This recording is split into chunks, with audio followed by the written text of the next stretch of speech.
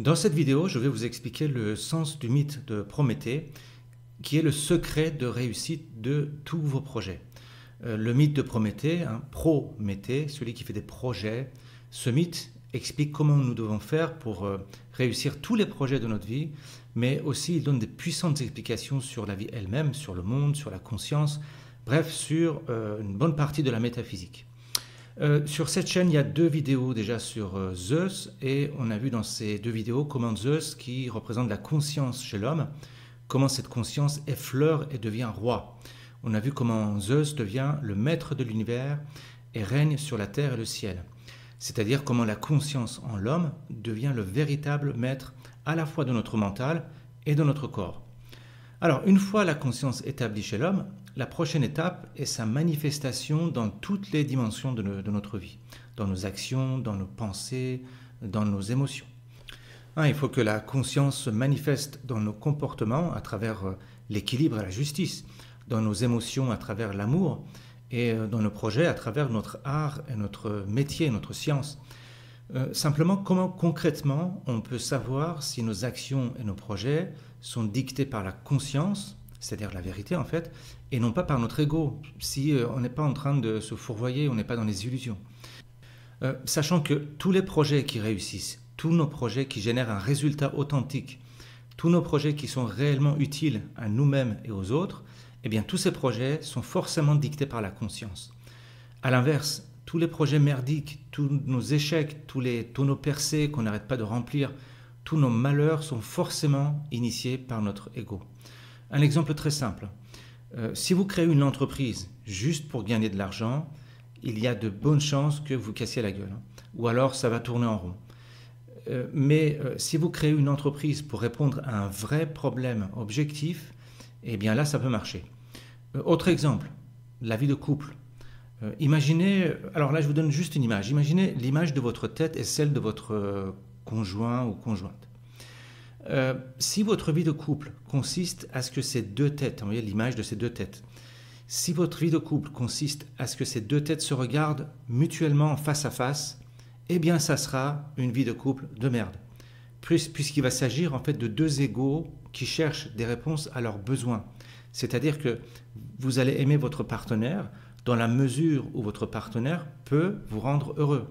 Si jamais le partenaire ne se comporte pas dans ce sens, immédiatement votre tendresse se transforme en irritation. Vous voyez, ce n'est pas de l'amour, c'est de l'égoïsme.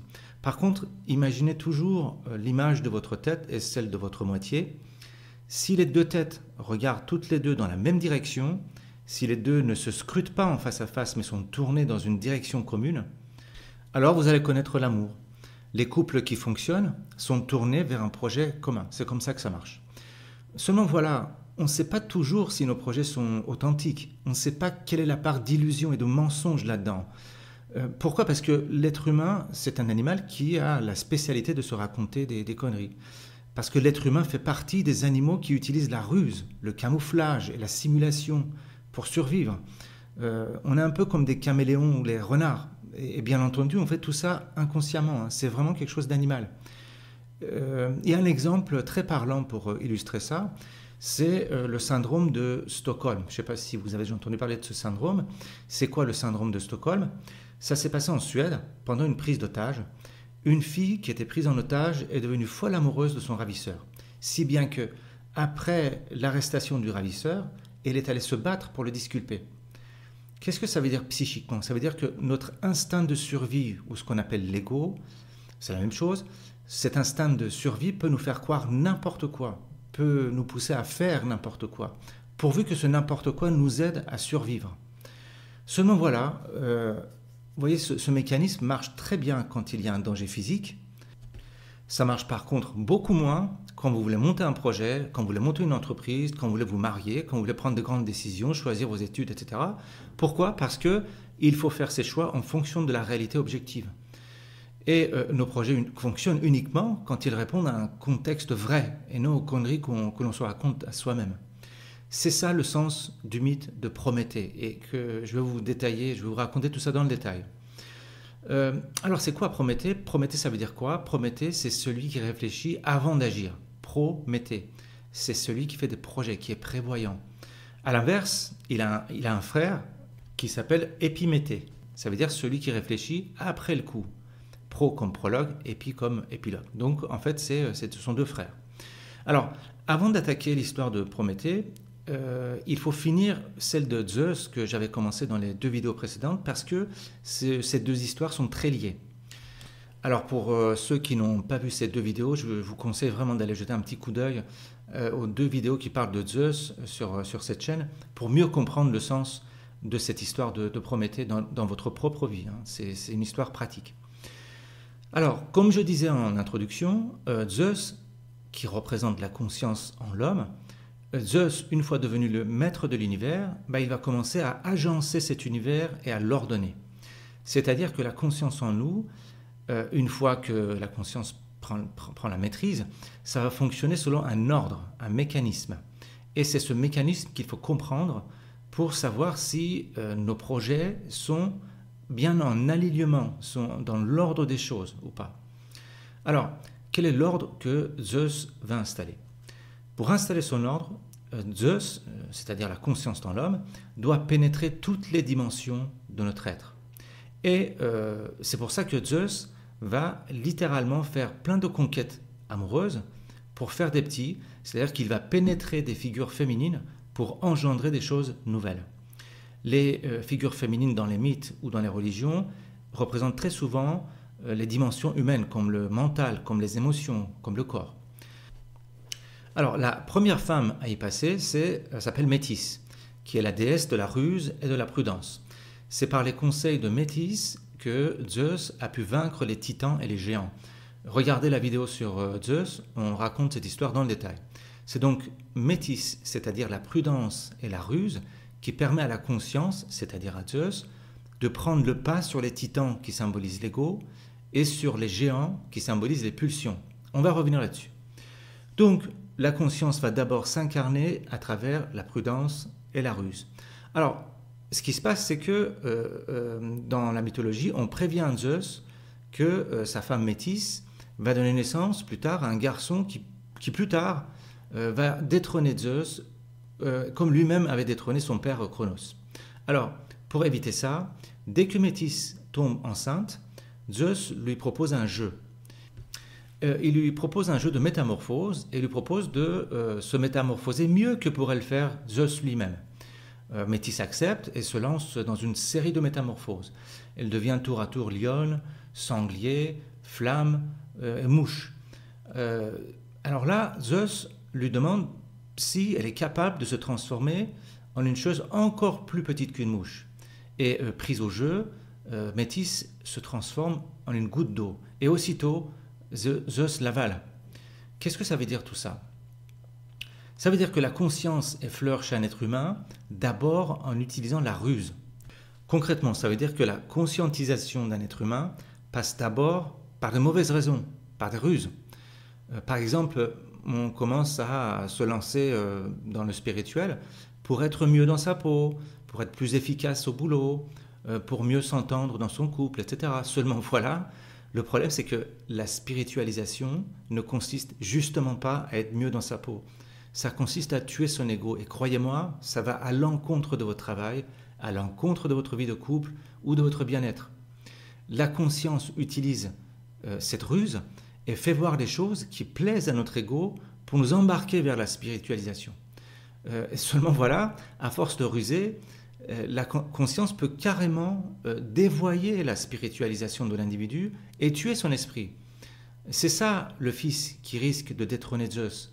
C'est-à-dire qu'à force de vouloir faire du développement personnel, on confond la voie spirituelle et toutes ces contrefaçons New Age et on tue son esprit.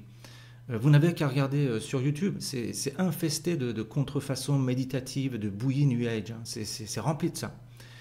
Donc, Zeus avale Métis dans le but de l'ingérer, d'intégrer la ruse, hein, Métis c'est la ruse. Zeus veut intégrer la ruse pour que son fils naisse à l'intérieur de lui-même. C'est-à-dire, Zeus avale Métis pour que le fils naisse par Zeus lui-même et non pas par Métis qui justement représente la ruse. Ça veut dire que l'individu qui veut incarner la conscience va devoir se rendre compte que cette incarnation n'est pas une partie de plaisir, que la spiritualisation est une affaire douloureuse, et non pas pour travailler mieux ou être mieux dans son couple. Il faut que l'individu comprenne ce que veut dire la spiritualisation. Et ça, c'est un grand choc qui secoue l'individu et lui explose carrément le cerveau. Le meilleur mot pour décrire cet état est le mot anglais mind-blowing, ou mind-fucking, il dit ça aussi. Littéralement, ça veut dire exploser son esprit. Et c'est exactement ce qui va se passer pour Zeus.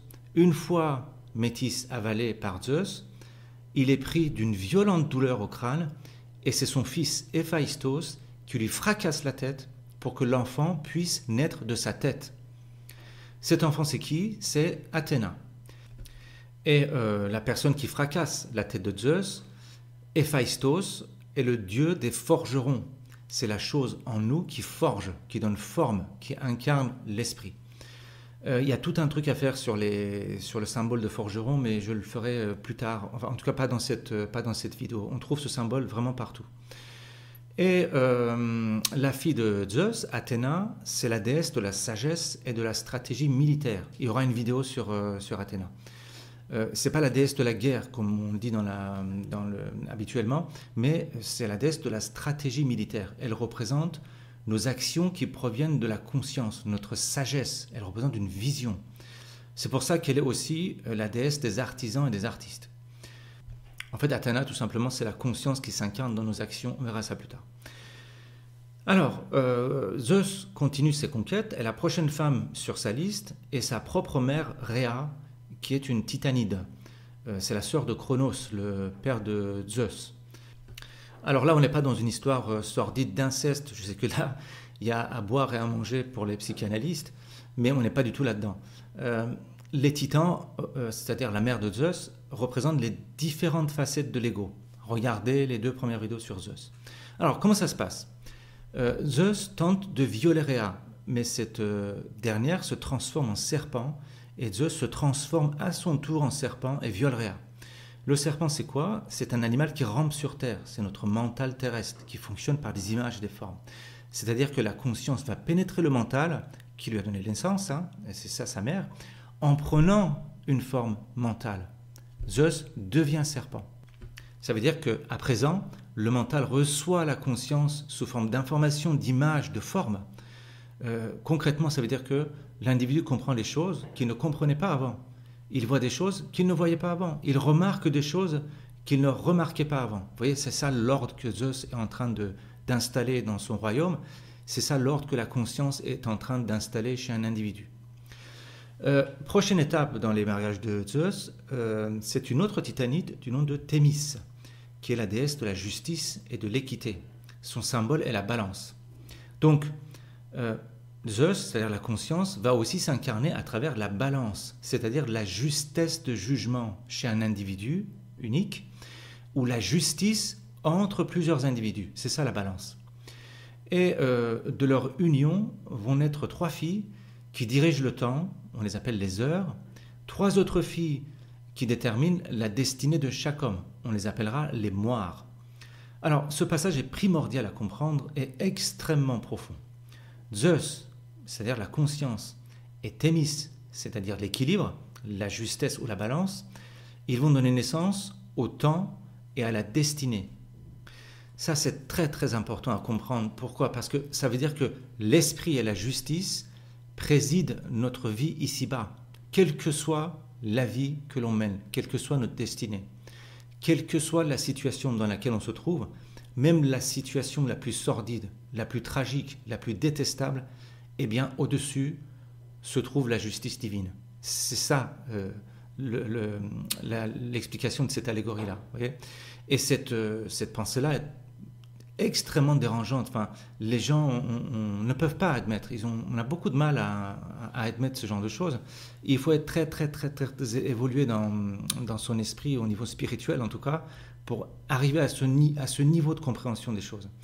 Ça veut dire quoi? Ça veut dire que le dernier des criminels, le pire des salauds qui existent, eh bien, il est dirigé aussi par la justice divine. Vous voyez, c'est balèze, hein? C'est vraiment extrêmement contre-intuitif. Enfin, moi-même, j'ai mis des années à accepter ça.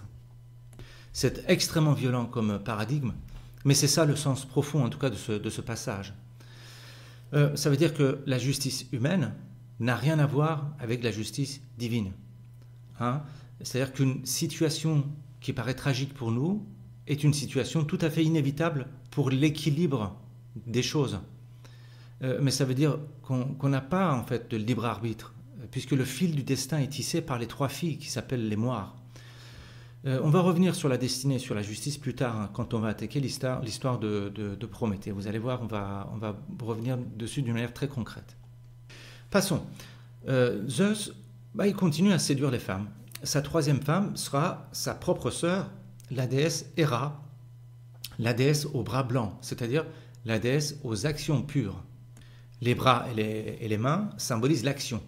Dans la Bible, d'ailleurs, il y a un passage où Moïse met sa main dans sa tunique et sa main devient blanche. Ça veut dire que les actions provenant de Moïse, c'est-à-dire la conscience, sont pures, blanches. Alors, revenons sur Zeus, c'est pas fini. Zeus se marie aussi avec Eurynomée. Bon, on s'en fout qui elle est, d'où elle vient, mais en fait, ils vont avoir trois filles qui sont les trois grâces ou la joie de vivre. C'est ça qui est important à comprendre.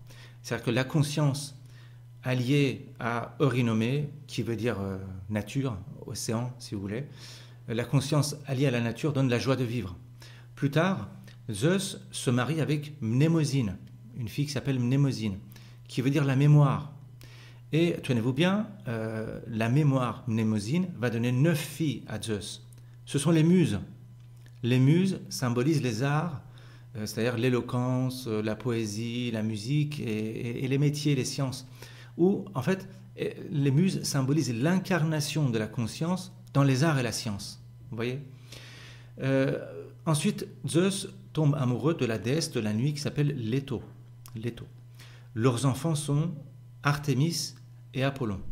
On aura des vidéos spécialement consacrées à ces deux-là, Apollon et Artémis. Ce sont deux personnages extrêmement riches symboliquement.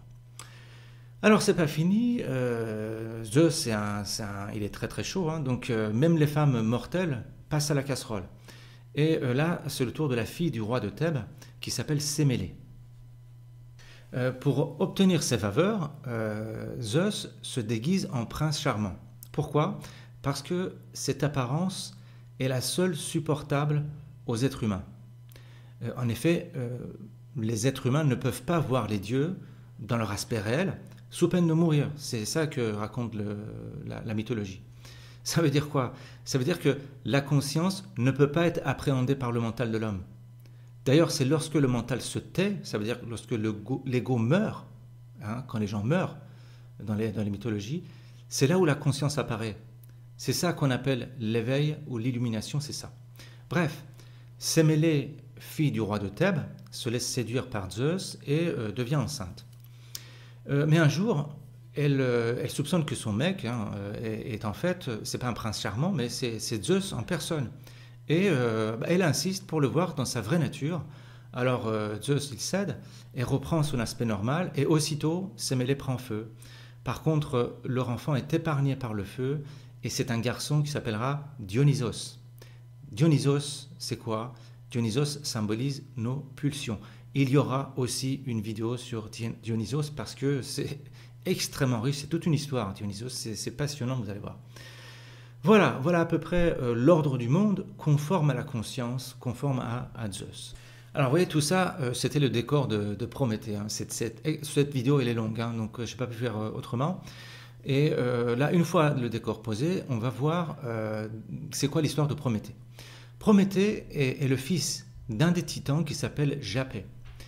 Prométhée a un frère aussi qui s'appelle Épiméthée. Ça, je vous l'ai dit en introduction. Prométhée veut dire celui qui réfléchit avant d'agir, celui qui fait des projets, qui prévoit. Et son frère Épiméthée veut dire celui qui réfléchit après le coup. Lorsque Zeus fait la guerre aux titans au début du monde, hein, les 2 premières vidéos de Zeus, regardez-les, Prométhée prévoit la victoire de Zeus, il est prévoyant, et il se range à ses côtés. Une fois la victoire atteinte, Zeus modèle le monde, comme on vient de le voir, hein, avec la justesse, avec la justice, avec l'équilibre, le destin, le temps, la joie de vivre, les arts, la science, la musique, etc. Sauf que petit à petit, Zeus commence à s'emmerder un peu Et il demande à son fils Héphaïstos, le dieu des forges, de construire quelque chose à son image et qui pourrait distraire les dieux. Alors, Héphaïstos, qu'est-ce qu'il fait? Il convoque les 12 dieux de l'Olympe dans son atelier et grâce à eux, il mélange la terre et le feu et façonne des êtres vivants. Des êtres vivants. Certains n'ont rien à voir avec les dieux, on va les appeler les animaux. Certains, par contre, seront à l'image des dieux, on les appellera des hommes. Et dans un premier temps, il n'y aura que des mâles. Vous voyez, tout comme dans la Bible, Dieu crée Adam à son image à partir de l'argile. Donc c'est juste un mâle, il n'y a pas de femelle pour l'instant. On verra pourquoi. Donc, vous voyez que dans cette mythologie, non seulement les hommes sont les images de Dieu, c'est-à-dire des manifestations des dieux, mais en plus, ils sont là juste pour amuser la galerie. Zeus crée les hommes pour se distraire. Un peu comme si Dieu s'emmerdait tout seul et décide de fabriquer un miroir pour se regarder dedans, pour regarder son corps, ses mains, ses habits, sa coiffure, etc. Alors, ce point-là est vraiment très, très, très, très important à comprendre. C'est vraiment toute la métaphysique qui est expliquée ici. C'est toute la métaphysique de l'être. Les philosophes, ils appellent ça ontologie. Alors, pourquoi les dieux s'ennuient? Qu'est-ce que ça veut dire? Pourquoi Dieu crée les hommes à son image? Et chez les Grecs, pourquoi les dieux créent les hommes à leur image? Pour s'amuser, pour se distraire. Zeus passe sa vie à faire la guerre et à mettre de l'ordre dans le monde, et une fois l'ordre établi, il s'emmerde. Pourquoi? Eh bien, parce que la conscience qui est symbolisée par Zeus, conscience ou Dieu, appelez ça comme vous voulez, conscience, Dieu, vie, tout ça c'est la même chose. La conscience n'est pas une chose statique, elle bouge en permanence. C'est un bolide constamment en mouvement. Ce mot bolide, je ne viens pas de vous le donner par hasard. Ce bolide, qui est la conscience en mouvement, est appelé balein en grec. Bolide, c'est balein. Bon, vous me direz, c'est gentil tout ça, la conscience ou Dieu, c'est comme un bolide en mouvement, et les Grecs appellent ça baleine. Qu'est-ce qu'on s'en fout? Eh bien, figurez-vous que les êtres humains passent leur vie à essayer d'attraper ce bolide. Attraper le bolide, c'est-à-dire la conscience, c'est le sens profond de la vie des hommes sur Terre. Tout le monde fait ça, même sans le savoir. Qu'est-ce que ça veut dire concrètement? Ça veut dire que les hommes passent leur vie à essayer d'attraper, de percevoir ce bolide, ce balein en grec, soit en évoluant à côté de ce balein en mode parabalein, ça veut dire avec des paraboles, soit en reconstruisant des images de ce bolide en mode sumbalein, c'est-à-dire avec des symboles, soit alors en coupant la trajectoire de ce bolide en essayant de l'arrêter en mode diabalein, c'est-à-dire diabolique. Parabole, symbole et mensonge diabolique, tout ça, c'est la vie mentale d'un être humain ordinaire qui ne comprend pas qu'il est lui-même un mouvement de ce bolide, une manifestation de ce bolide et non pas un sujet à part. Vous voyez la profondeur de la métaphysique qui est expliquée ici. Ça veut dire que un être humain ordinaire ne se rend pas compte de ça. Donc qu'est-ce qu'il fait? Il va bosser, il va gagner de l'argent, il va séduire. Tout ça, c'est fait pour quoi? C'est pour avoir plus de vie. Plus de vie, ça veut dire quoi? Vie, c'est la conscience. Conscience, c'est la vie, c'est la même chose. Ça veut dire avoir plus de conscience. C'est essayer d'attraper de la conscience. C'est pour ça qu'on bosse. Mais un être humain spirituel, celui qui a compris, celui qui regarde cette chaîne, un être humain éveillé, c'est quelqu'un qui capte d'un seul coup qu'il est lui-même le mouvement de ce bolide. Alors, je reprends, parce que c'est extrêmement important que vous compreniez ça. C'est vraiment le cœur de la spiritualité. Dieu, c'est-à-dire la conscience, doit bouger en permanence en tant que bolide. C'est pour ça que symboliquement, dans la mythologie, Dieu s'ennuie. Ça veut dire que Dieu ne peut pas rester statique. Et qu'est-ce qu'il fait quand il s'emmerde? Il bouge pour se distraire. Et ce sont ces mouvements qui se manifestent sous forme des hommes, des animaux, des plantes, des planètes. Bref, c'est ça le monde des formes, le monde matériel. Ça veut dire que nous ne sommes pas des êtres, mais des manières d'être. Prenez par exemple un chat. Quand le chat observe une proie, par exemple, eh bien c'est une de ses manières d'être. Quand il bondit sur une proie, c'est une autre manière d'être. Quand il mange sa proie, c'est une autre manière d'être. Donc, observez chasser et manger sont les trois manières d'être d'un seul être qui est le chat. De la même manière, les hommes, les plantes, les animaux, les planètes, tout sont une infinité de manières d'être d'un seul être qu'on appelle Dieu. Bon, super, vous me direz, et alors, tout ça, ok, même si on comprend, c'est quoi le problème? Quel est le rapport avec Prométhée? Pourquoi je vous raconte ça ici? Le problème, c'est que Dieu, ou les dieux chez les Grecs, peu importe, les dieux créent les hommes pour se distraire, pour jouer, et le problème qui est exposé ici, c'est que les dieux se prennent à leur propre jeu. C'est-à-dire que les dieux, finalement, oublient que les hommes ne sont que leur propre création. Ça veut dire quoi? Ça veut dire que les dieux se confondent avec leur propre création. Et Dieu se croit homme. Ce ne sont pas les hommes qui se prennent pour des dieux, ce sont les dieux qui sont distraits par leur propre jeu, par leur propre création, et se prennent pour des hommes. Et c'est ça l'ego. Si vous voulez comprendre l'ego, c'est ça. L'ego se forme quand la conscience dans l'homme oublie qui elle est.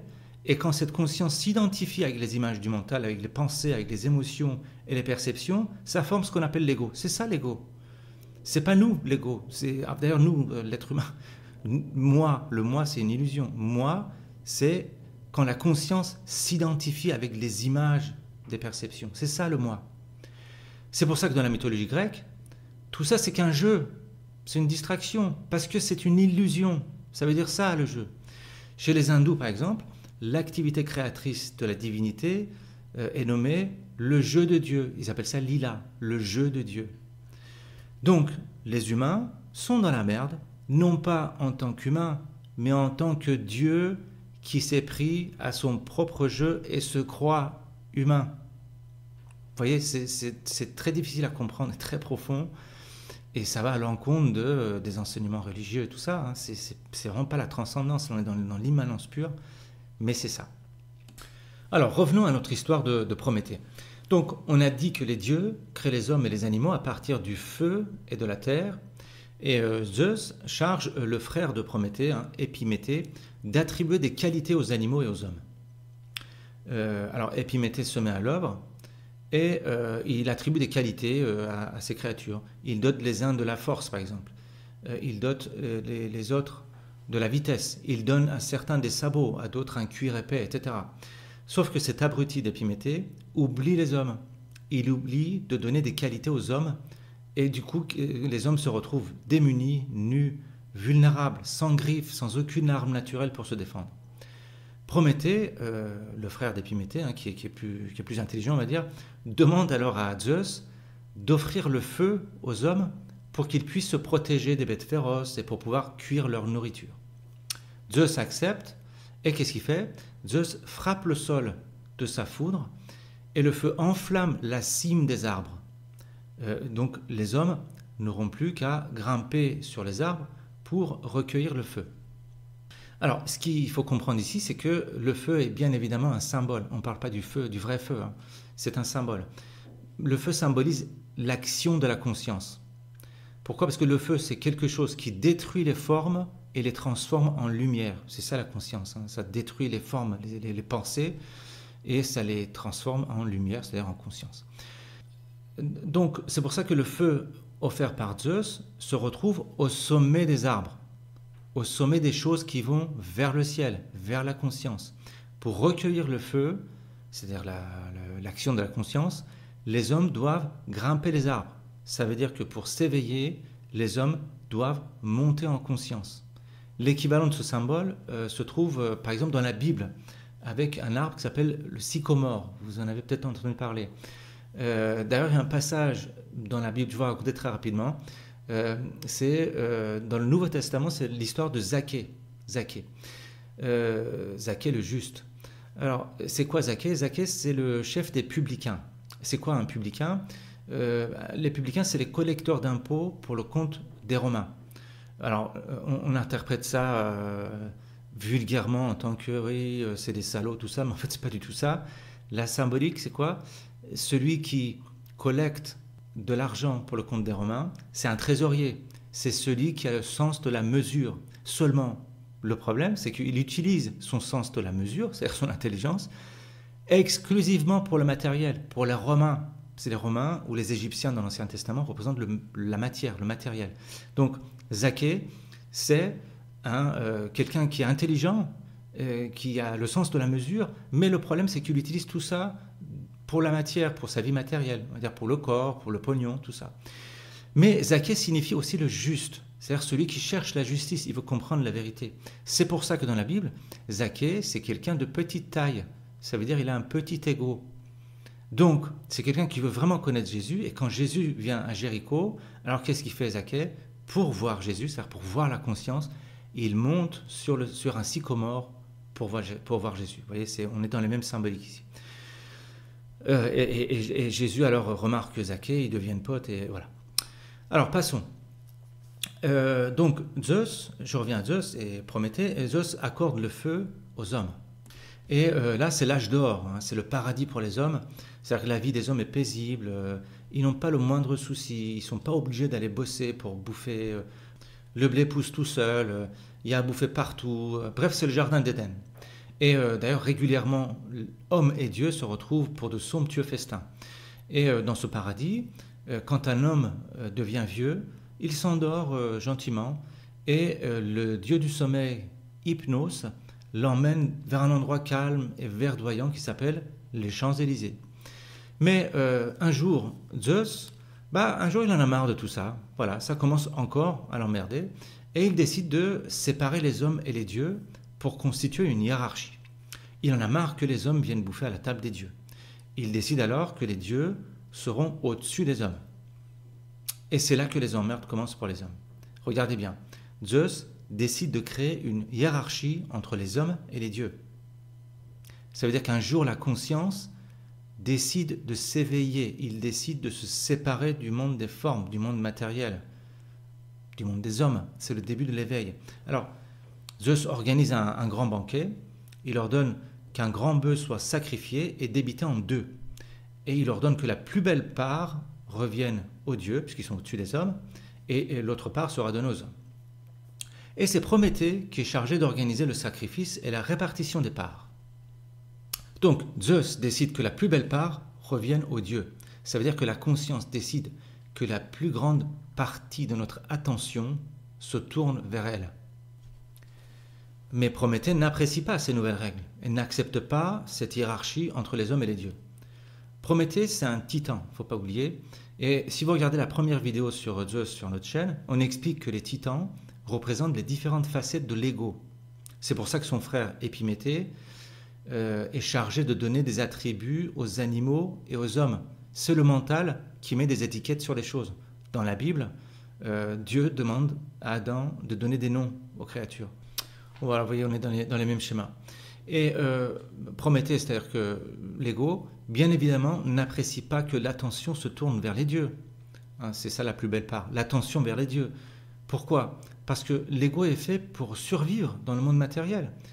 Essayez de parler de l'éveil spirituel à un individu ordinaire. Partagez cette vidéo avec des gens qui sont à fond dans le matériel. Vous verrez que soit ils vont se foutre de vous, soit ça dure même pas 10 secondes, hein, la durée de visionnage. Voilà. Et aussitôt après, ils zappent sur des vidéos de divertissement, des trucs sur YouTube. Ils vont se dire, c'est quoi l'esprit, toutes ces conneries, c'est pas ça qui fait bouffer, etc. Ce qui est important, d'ailleurs, pour eux, ce qui est important, c'est de lire sa boîte mail, de préparer sa réunion du lendemain, et le temps restant, on s'amuse, on se détend. Et si on continue comme ça, un jour, on sera riche, et on sera à la retraite, ou alors on sera à la retraite, ou alors on ira vivre dans le sud, ou alors on trouvera un meilleur job, etc. C'est ça Prométhée. Prométhée, c'est ça. C'est l'ego qui fait des projets dans le but d'atteindre le paradis via le monde matériel. C'est l'ego qui se lance dans des projets à la con, qui ne mènent nulle part, et qui se fourvoie dans des relations sociales merdiques sans intérêt. Prométhée, c'est quoi? C'est la fille qui croit tomber amoureuse, mais qui en fait cherche juste la sécurité affective. Prométhée, c'est l'entrepreneur qui croit avoir une bonne idée, mais qui en réalité monte une boîte juste pour bouffer. Prométhée, c'est quoi? Prométhée, c'est l'artiste qui se croit créatif, mais dont l'œuvre dégouline de vanité et qui pue, quoi. Prométhée, c'est l'étudiant qui se trouve poussé à faire des études qu'il n'aime pas. Pourquoi? Parce que ses parents trouvent que c'est bien de faire maths sup. Prométhée, c'est quoi? C'est le commercial qui fait des sourires aux clients qu'il déteste. Prométhée, en fait, Prométhée, c'est nous tous. Quand on se raconte des conneries et quand on ment à nous-mêmes dans le but de survivre. On ne fait pas ça méchamment, c'est pour survivre. Hein. Sinon, comment on fait pour bouffer sinon? Voilà. Alors, je reviens à cette mythologie. Donc, qu'est-ce qui se passe? C'est que Prométhée, il n'est pas d'accord avec ces nouvelles règles et il va berner Zeus. Qu'est-ce qu'il fait? Il sacrifie l'animal, puis il rassemble les os, les recouvre d'une couche de graisse qui semble appétissante, et ensuite il récupère la bonne viande et la dissimule sous un tas d'abats, d'os, de trucs dégueulasses. C'est-à-dire que Prométhée intervertit le contenu et la surface des plats. C'est-à-dire qu'il intervertit la réalité et les apparences des choses. L'ego nous fait prendre nos illusions pour des réalités. C'est ça, Prométhée, vous voyez. Tout à l'heure, quand je vous disais des projets à la con, c'est ça. Donc, ce qui se passe, c'est que Zeus choisit bien évidemment la part la plus attrayante, hein, celle que Prométhée a recouvert de graisse et qui a l'air bon, mais en fait qui ne contient que des os. Mais lorsque Zeus découvre la supercherie, alors il décide de punir les petits chéris de Prométhée, c'est-à-dire les hommes. Zeus décide, qu'est-ce qu'il décide? Il décide de leur cacher le blé. Alors les humains vont être obligés de trimer pour se nourrir. Et à la fin, qu'est-ce qu'il fait? Il leur confisque le feu. Sans le feu, impossible de bouffer, impossible de s'éclairer, de se réchauffer, de se défendre. Ça y est, on est dans la merde. Alors, qu'est-ce qui se passe? Prométhée, il va discrètement à Olympe, vole le feu des dieux en le cachant dans une tige de fenouil. Ça veut dire que l'ego vole l'intelligence, hein, le feu c'est la conscience, hein, c'est l'action de la conscience. L'ego vole l'intelligence et la dissimule dans une tige de fenouil. Et Zeus se rend compte du vol et décide de répliquer. Alors, qu'est-ce qu'il fait? Il fabrique une magnifique femme, dotée des pouvoirs et de la beauté de tous les dieux. Cette femme s'appelle Pandore, qui veut dire ornée de tous les dons. Que représente Pandore? Non pas une femme en chair et en os, mais là encore, c'est le mental humain. Prométhée, c'est l'ego, Pandore, c'est le mental. C'est quoi la différence entre l'ego et le mental? Le mental, c'est un peu notre cerveau pour faire très simple, et l'ego, c'est notre identité, si vous voulez. Et là, écoutez bien, il y a un truc de très marrant, c'est que pour prendre Prométhée à son propre jeu, hein, Prométhée, il vole, il cache des trucs, Zeus, il cache tous les malheurs de la Terre dans une boîte, et la donne à Pandore en lui demandant de ne jamais l'ouvrir. Vous voyez, Prométhée tentait de duper les dieux par la dissimulation, et les dieux lui rendent l'appareil.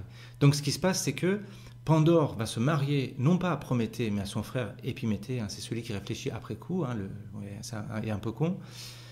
Et en fait, Épiméthée, c'est quoi le truc qui réfléchit après coup? C'est notre mémoire. Ça veut dire que le mental, Pandore, s'unit avec la mémoire. Et que fait Pandore une fois marié à Épiméthée, une fois le mental marié à la mémoire? Qu'est-ce qui se passe?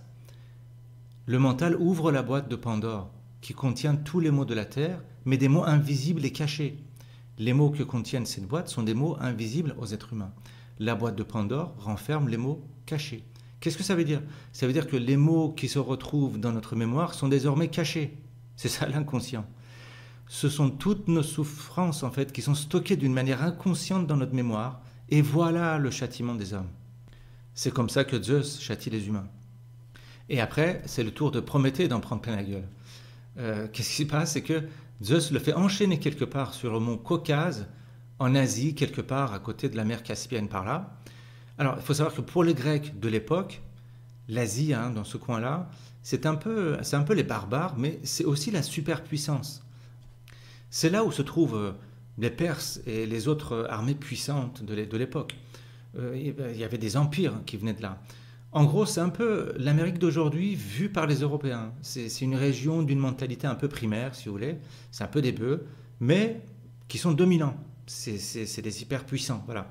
Donc, Prométhée est enchaîné au pays de l'hyperpuissance matérielle basique. La puissance du matériel qui enchaîne notre ego comme ça. Voyez. Et tous les jours, un aigle vient manger le foie de Prométhée qui se régénère la nuit. Alors là, on a l'un des plus beaux et les plus profonds symboles de la mythologie grecque. Écoutez bien. L'ego enchaîné dans le monde matériel se fait bouffer son foie, c'est-à-dire le morceau de choix qu'il avait refusé au Dieu quand il avait fait le sacrifice du bœuf. Donc, l'ego se fait enchaîner son foie, le morceau de choix, par un aigle venu du ciel durant le jour. Hein? La nuit, le foie se régénère, et c'est le jour où l'aigle arrive. Prométhée, l'ego qui fait des projets à la con, se fait détruire ses projets et l'objet de son désir, hein, le foie, par quoi? Par la vérité, par l'aigle venu du ciel en plein jour. Hein, vous retrouvez aussi l'image de l'aigle qui descend comme ça dans les églises, au-dessus, normalement au-dessus de la colombe. Et tout ça, ça recommence, parce que durant la nuit du mental, l'ego régénère ses projets à la con, son foie, et lorsque le jour de la vérité arrive, le projet est détruit par la réalité. Vous voyez la profondeur, la beauté de cette parabole-là. Combien de fois on s'est tapé la tête contre le mur et on a recommencé nos projets, toujours la même histoire. On se lance dans un projet, ça se casse la gueule. Et on recommence sur un autre truc, ça se casse la gueule. Et on recommence sur autre chose, ça se casse la gueule. Et c'est ça le sens le plus profond de ce mythe de Prométhée. Tous les projets dont le fondement proviennent de l'ego et d'un désir matériel, comme par exemple le désir de briller, le désir de devenir riche, le désir d'être reconnu, le désir de dominer, le désir de la sécurité, le désir d'amasser, tous ces projets seront dévorés par l'envoyé de Zeus, c'est-à-dire par la vérité. C'est ça le secret infaillible de la réussite. Vous avez un projet quelconque, un projet d'études, un projet d'entreprise, un projet de mariage, un projet de nouveau job, n'importe quel projet. Vous voulez savoir si le projet va marcher ou pas? Regardez la part d'ego qu'il y a là-dedans. Regardez quelles sont les vraies raisons d'être de votre projet. Est-ce que vous le faites pour apporter quelque chose au monde ou est-ce que vous le faites pour prendre quelque chose du monde? Dans le premier cas, ça marche. Dans le deuxième cas, ça ne marchera pas. Si vous vous lancez dans un projet juste pour vous faire plaisir, ou pour bouffer, ou par peur d'insécurité, ou pour un désir personnel, ça ne marchera jamais. Les rêves personnels sont source de misère. Ce sont vos rêves impersonnels qui vont marcher. Hein, si vous montez une boîte parce que vous voulez juste ne pas avoir de patron, par exemple, vous allez vous casser la gueule. Mais si vous montez une boîte pour apporter réellement une plus-value économique, alors ça va marcher. Si vous vous mariez par peur d'être seul, alors vous allez en prendre plein la gueule. Mais si vous vous mariez parce que vous avez un projet commun, alors ça va marcher. Si vous faites des enfants parce que c'est l'utérus qui parle, alors vous allez vous retrouver 20 ans après devant votre pire ennemi, qui sera votre propre enfant. Mais si vous faites des enfants comme si vous alliez créer une œuvre d'art avec attention, avec amour, avec créativité, avec sollicitude, alors vous serez heureux. Si vous volez le feu des dieux, comme Prométhée, c'est-à-dire que si vous utilisez votre conscience, votre intelligence dans un but uniquement égotique ou matériel, vous serez enchaîné et torturé à jamais par les dieux. Et pourquoi Zeus ou la conscience vous fait ça comme punition? Eh bien, c'est pour vous réveiller, en fait. Vos malheurs et souffrances, ce n'est pas du sadisme divin, c'est fait dans le but de vous éveiller à la spiritualité, pour vous montrer que quelque chose ne tourne pas rond, que vous êtes coupé de votre vraie nature, un peu comme quand vous vous coupez le doigt, hein, si vous avez, vous avez physiquement mal. Pareil, quand vous vous coupez de votre conscience, vous aurez psychiquement mal. C'est le sens profond du symbole de la croix d'ailleurs. Hein. Allez jeter un coup d'œil sur la symbolique de la croix sur cette chaîne et vous allez bien comprendre le sens de cette histoire de Prométhée. Voilà, donc ça a été très long, mais bon, je n'ai pas pu faire autrement. Là, je termine l'histoire de Prométhée. D'ailleurs, je pense n'avoir abordé que 1% de la vraie profondeur de cette mythologie, hein, de cette histoire. Mais voilà, j'ai fait ce que j'ai pu dans la mesure de mes moyens. Alors naturellement, tout ça, c'est qu'une interprétation spirituelle et rien d'autre. Hein, d'ailleurs, on peut faire dire tout et n'importe quoi au symbole. Hein. Mais bon, c'est une manière de faire passer un certain nombre de messages, des choses réelles et vécues hein, sur le chemin spirituel que moi, personnellement, j'ai vécu. J'espère en tout cas que ce travail vous est utile. Voilà. Je vais essayer de continuer de faire d'autres vidéos sur cette mythologie grecque. Hein. Il y a plein de choses sur Dionysos, sur Aphrodite, enfin, il y a plein de trucs. Et pour finir, je tiens à dire que la source de ce travail est une série de vidéos exceptionnelles produites par Arte et réalisées par François Bunel. C'est génial. Vous allez voir, tapez sur YouTube mythe grec, tapez mythe grec, vous allez tomber dessus. Et je me suis inspiré de cette série pour réaliser ces vidéos. Je ne me suis pas tapé toute la mythologie comme ça, mais bon, j'ai pris un peu l'essentiel. Voilà, si ça vous a plu, n'oubliez pas de partager, de liker cette chaîne et de m'envoyer aussi vos commentaires, hein. Je réponds normalement à tous les commentaires. Voilà, merci encore et je vous dis au revoir et à très bientôt pour une nouvelle vidéo.